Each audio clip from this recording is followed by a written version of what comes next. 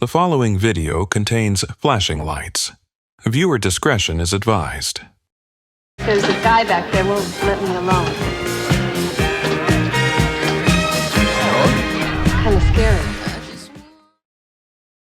This video contains spoilers, so consider watching the film first before you continue. And if you like what you see, click the like button, share the video, subscribe to the channel, and make sure to click the little bell to be notified for new videos. So here's a phrase you hear a lot when people talk about 1977's Looking for Mr. Goodbar. Cautionary tale. It's a critical shorthand, the little box they stick the film in, right?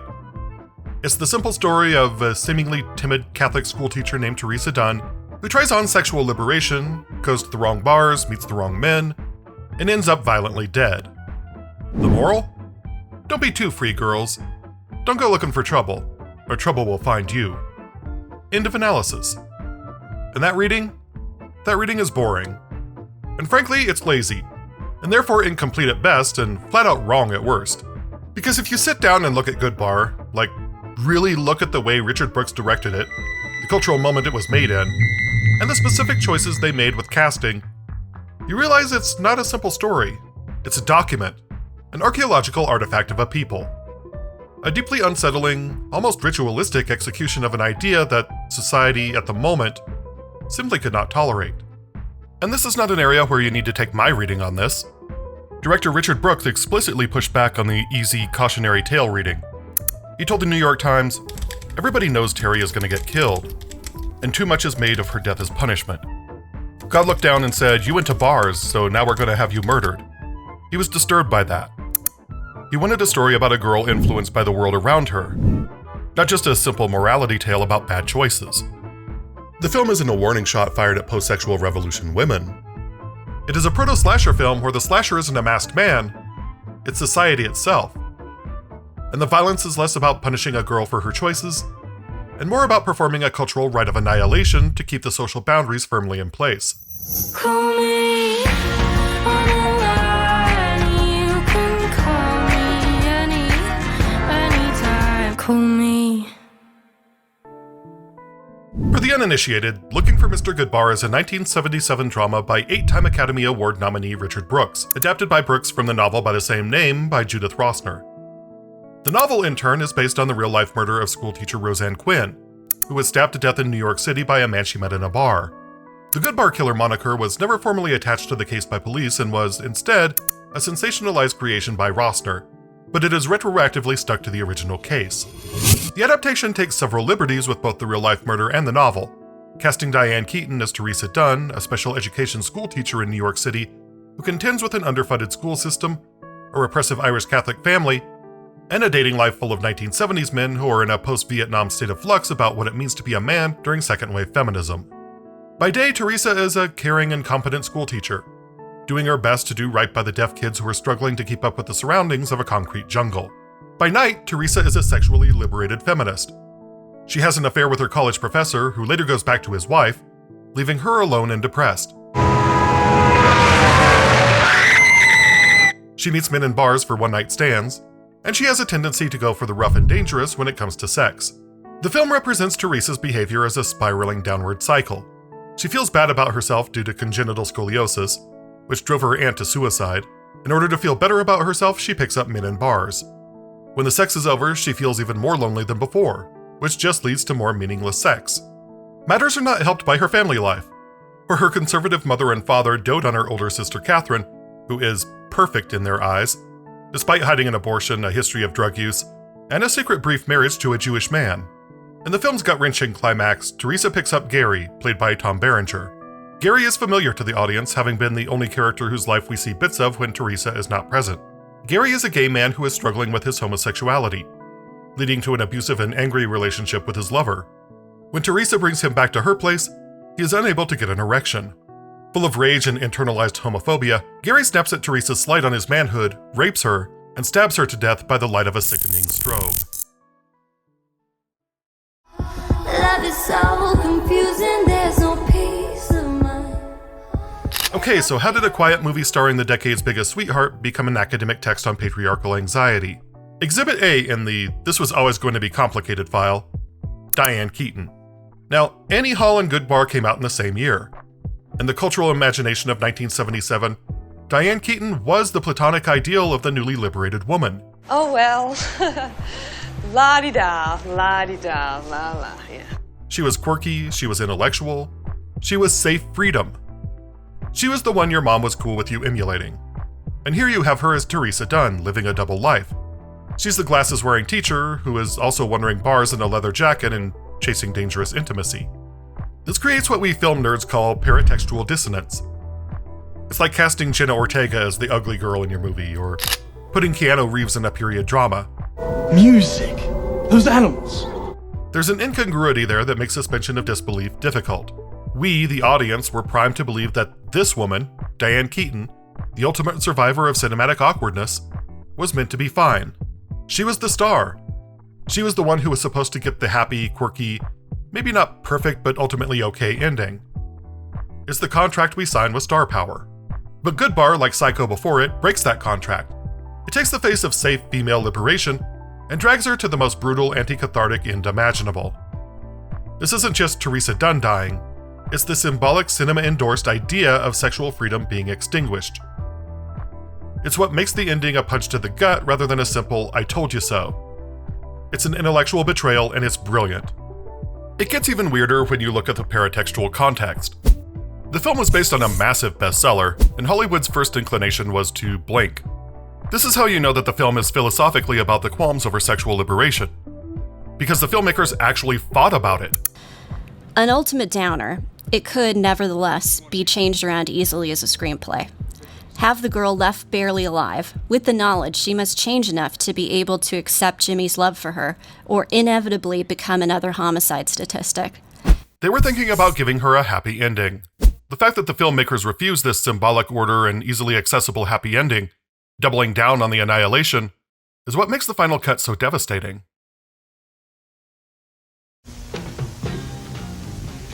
You've read the book, you've seen the movie. Now, introducing the Looking for Mr. Goodbar Sleepytime Playset for single little girls. Well, take your Diane Keaton doll and go to the singles bar. Now drink 3 tequila sunrises. Now pick up a businessman.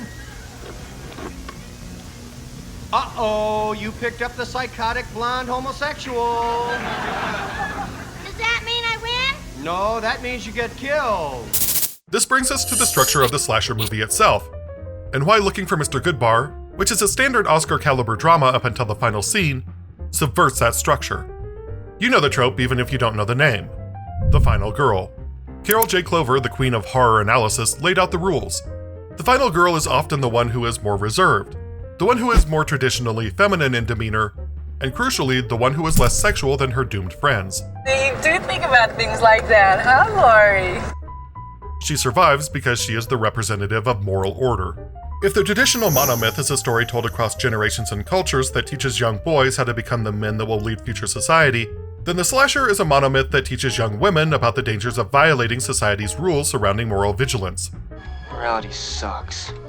Now, Looking for Mr. Goodbar comes out in 1977, and Halloween doesn't come out until 1978, making Goodbar a proto-slasher at best.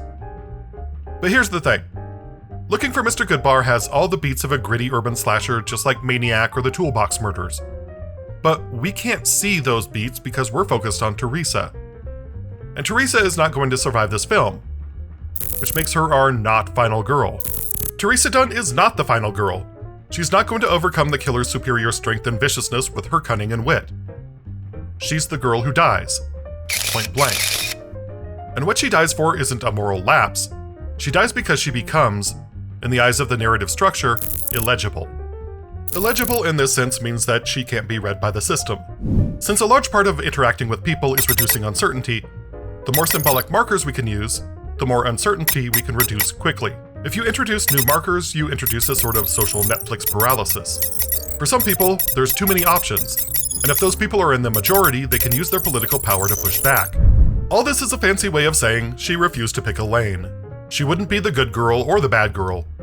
She was both, all the time. That refusal to be neatly labeled is her crime against the social order. And this illegibility, this confusing ambiguity, is literally coded into the story. In the novel, the narrative voice uses 2 names. Teresa for the teacher, the daughter, the good girl, and Terry for the one whoring around in bars when she couldn't sleep. The only thing these two people had in common was the body they inhabited. The film doesn't view the ultimate crime as punishing the Terry part. It's the need to annihilate the whole package, just because it refuses to be neat. We can easily accept a good girl. We can easily accept a whore. But we can't accept a woman who is both. The other men couldn't domesticate her in a way that patriarchal society needed. So the job of destroying her falls to the man who so hates himself that he hates the presence of a woman who exposes what he is. She's a teacher and a hedonist. She seeks love and she seeks rough anonymous sex. She is constantly crossing and blurring boundaries. And for the rising moral anxiety of the late 1970s, that ambiguity could not stand. The film doesn't just kill her character off, it executes her out of a structural necessity. It says, this woman cannot be allowed to exist on screen in this state of nuance. The ambiguity must be purged to make moral simplicity legible again. But to truly understand why, we have to look at the men she meets and what her existence says about those men.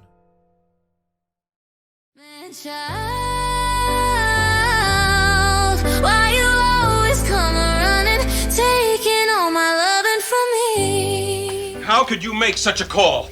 What were you, drunk? Goofed up? What the hell were you thinking of? Stupid! Stupid! Stupid! Stupid! Hey! Look, you think this lousy toilet chain's gonna keep me out, huh? But what are you trying to prove? Prove? Prove what? I don't have to prove nothing to you. You think I'm some kind of flaming... YouTube edit. God damn it, I'm married to a girl that makes you look like... YouTube edit. Time for the truly spicy academic sauce. The abject in action. Julia Kristeva, the philosopher we're dragging into this dingy bar, defined the abject as that which must be violently excluded to maintain the boundaries of the self, or in this case, the boundaries of society. It's the bodily fluids, the decay, the stuff that reminds us that we are mortal and we're messy. Think of the abject like the gross, expired container of week-old takeout in the back of your fridge. It was at one point food, but it is no longer food. And it is no longer really anything you can easily define. It's disgusting. Left untreated, it threatens to corrupt the neat, organized system of your fridge.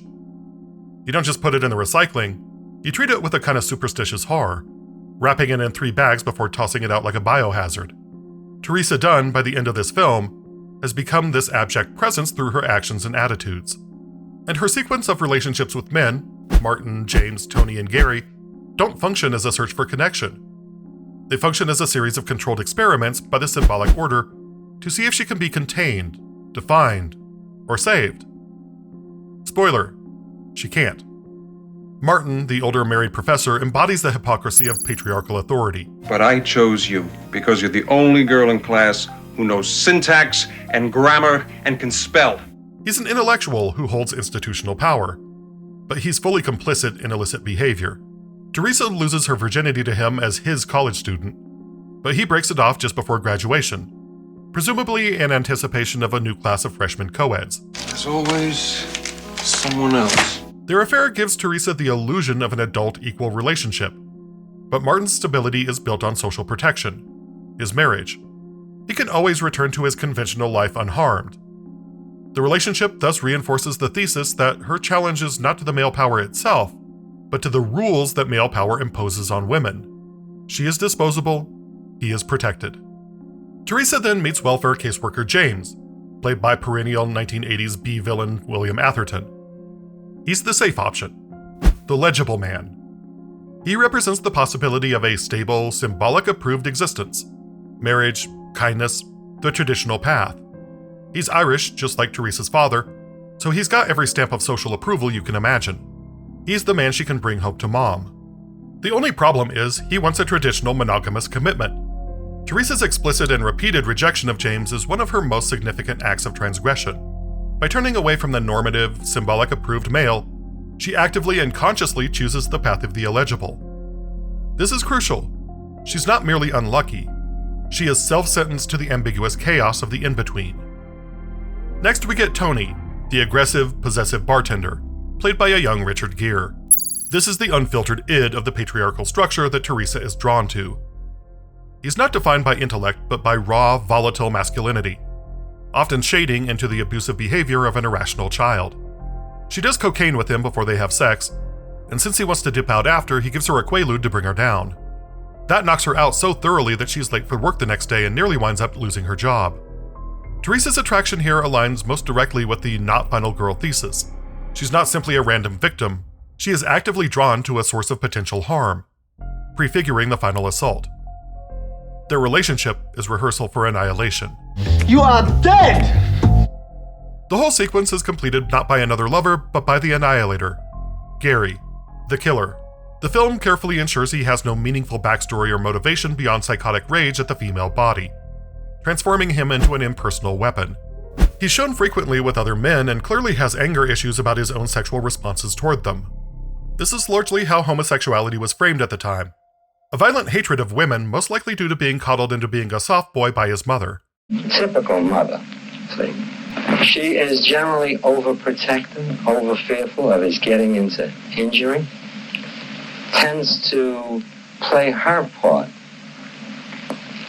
in isolating him from the peer group in the sense of these boys are not gentlemanly enough, they're not refined enough, they're roughnecks, and she tends to discourage subtly his participation in rough and tumble activity.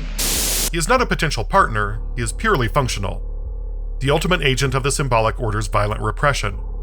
The other men couldn't domesticate her in a way that patriarchal society needed.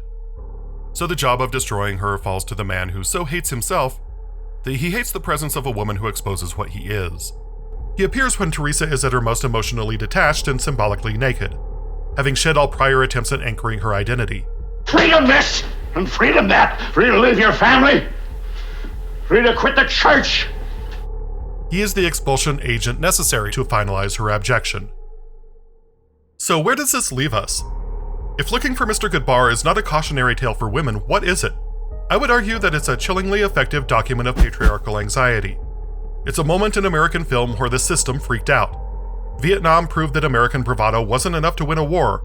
But it is increasingly clear to this report that the only rational way out then will be to negotiate, not as victims, but as an honorable people who lived up to their pledge to defend democracy and did the best they could. Causing us to question the very masculinity that fueled our ideals of the 1960s. The sexual revolution was happening. Women were taking control of their desires. Roseanne Quinn's murder and the Supreme Court's Roe v. Wade decision were separated by less than 3 weeks. 11 months later, in December, the American Psychological Association would remove homosexuality as a mental disorder. And all this makes Goodbar the cinematic equivalent of a panic attack. It's the nice guy, the hypocritical paternal figure, and the alpha male forming a collective cultural subconsciousness and desperately screaming, "No, we have to put this bitch back in the box. We have to redraw the line with blood." So the real trauma of Goodbar isn't just the ending, it's the whiplash. The film dangles Diane Keaton, the face of quirky, safe independence, in front of us, and then it just annihilates her. It's a betrayal of our contract with the star. It builds up Teresa as this hero, the not final girl, this messy, complicated person who refuses to just be one thing. But instead of giving us a satisfying slasher movie climax where she fights back, the film just substitutes a cold, ritualistic purge. She deliberately walks the line between good girl and bad girl. She dumps the safe, boring guy, gets used by the hypocrite, and dives headfirst toward the destructive one. And because she refuses to be legible, to just pick a lane, the story defines her as the abject. She's the polluting, complicated mess that the system has to violently throw out to restore its own sense of order. Her death isn't a tragedy, it's a sacrifice. It's a brutal public reminder burned onto film to show everyone exactly where the lines are really drawn. It remains a terrifying film, not because of what it says about sex, but because what it shows about the deep structural fear of an independent woman. That is a horror that stays with you a lot longer than a simple knife-wielding maniac. And that's what makes it good. Stay warm, stay safe, wash your hands, return your shopping carts, make good choices, watch Diane Keaton movies, and I'll see you next time. But she lonely. She lonely. She lonely. She lonely. She lonely.